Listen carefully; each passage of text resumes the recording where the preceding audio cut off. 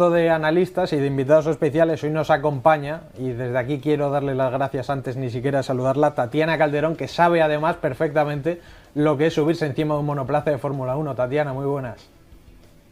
Hola, muchas gracias por la invitación aquí desde Madrid, un poco más lejos de ustedes, pero muy contenta de estar con ustedes. He estado en los últimos grandes premios en Las Vegas y como tú bien dices, pues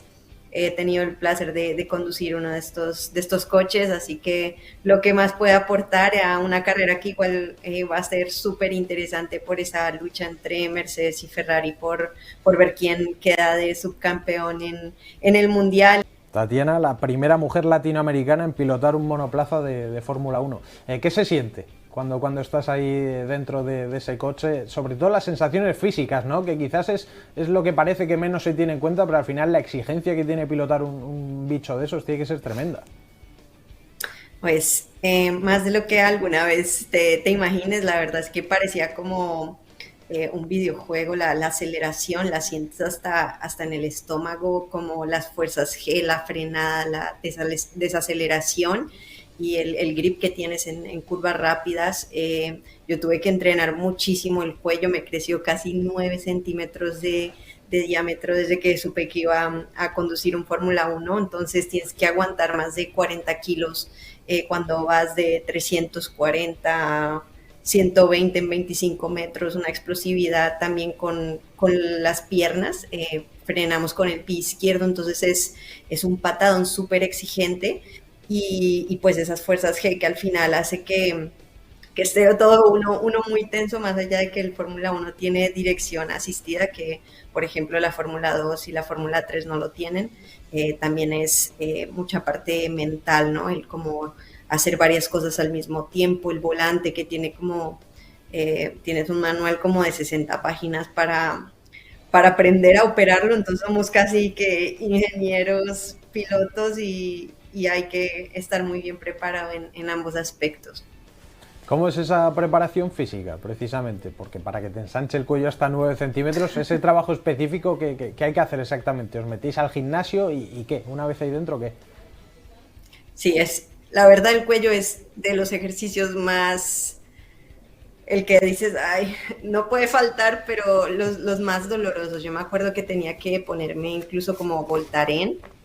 para dormir, porque al otro día tenía que entrenar. Yo estaba en una máquina muy especial que simulaba un poco la posición que tenemos en el coche, porque vas bastante tumbado. La verdad es que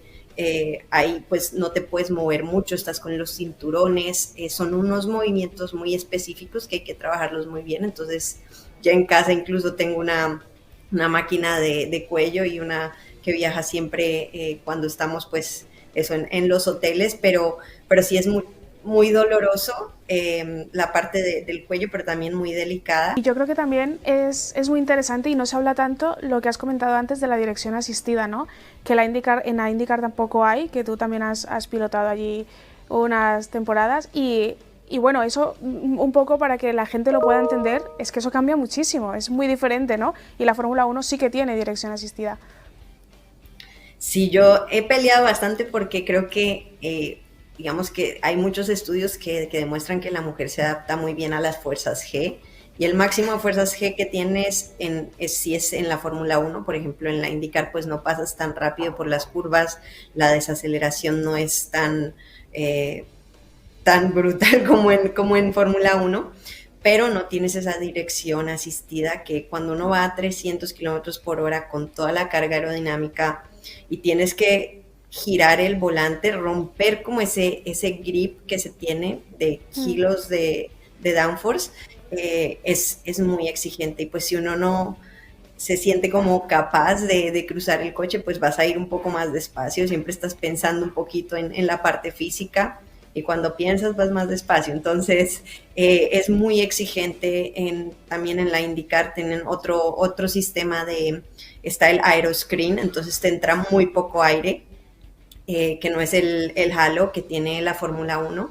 Creo que hacen una función muy parecida, tal vez por los óvalos es un poco distinto. Entonces, además de eso, la temperatura ahí adentro tenemos unos como suits especiales para que te baje la temperatura corporal, porque se pasa muy mal a veces dentro del coche. Precisamente, Tatiana, ahora que hablas de la hidratación, de la temperatura y demás,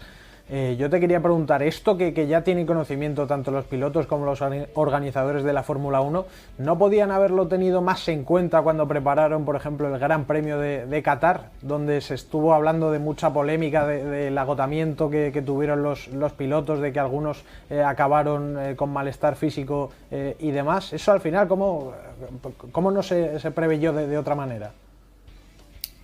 Sí, yo creo que lo que hace falta es como tener un poco más de input de los pilotos. Al final creo que la gente que está tomando las decisiones es gente que tal vez no ha conducido uno de estos coches, no sabe las exigencias físicas y mentales que se requieren para conducir uno de estos coches y pues al final para ellos es fácil